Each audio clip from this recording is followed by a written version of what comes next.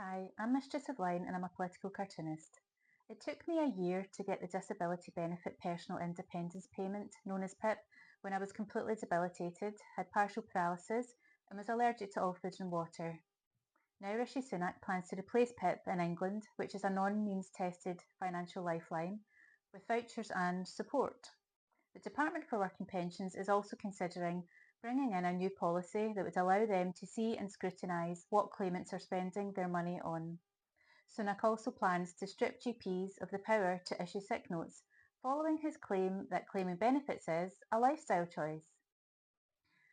I was born with an autoimmune disease called MCAS that has caused health issues throughout my life. My health deteriorated dramatically after having COVID-19 in March 2020, and I was diagnosed later that year. I also have hypermobility syndrome and I'm autistic. The process of applying for PIP was lengthy and complicated. I was refused and had to appeal, and this happens to most people. I was lucky to have the support of a disability charity, the Glasgow Disability Alliance. Many people don't.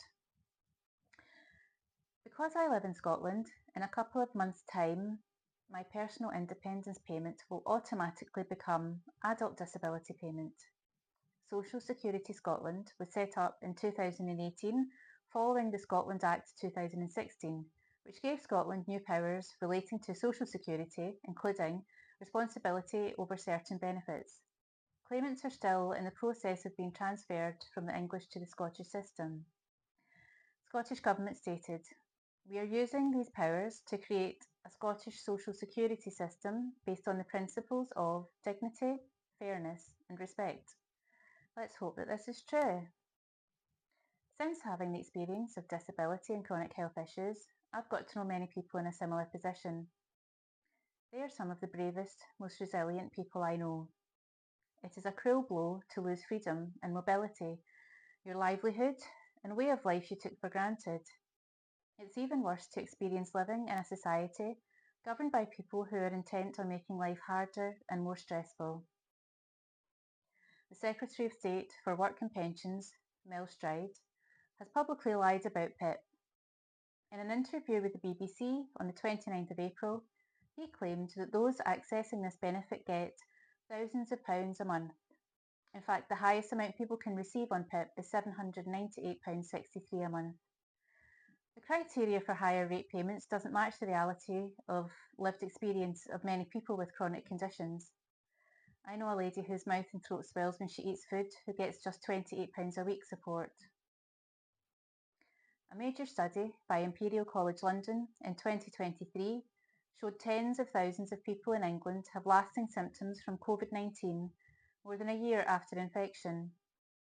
People were more likely to report symptoms for a long time after their initial infection if they were female, had severe initial symptoms, were infected earlier in the pandemic, or had pre-existing health conditions.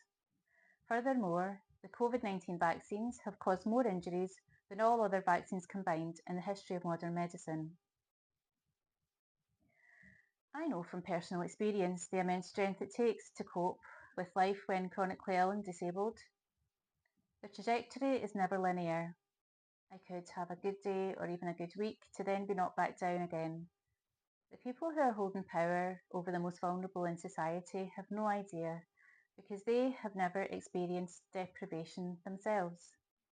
They live with ease, privilege and lack of compassion. The Human Rights Act 1998 states, "We have the right to liberty and security, to family and private life, to protection from discrimination, to freedom from inhuman and degrading treatment. We have the right to life."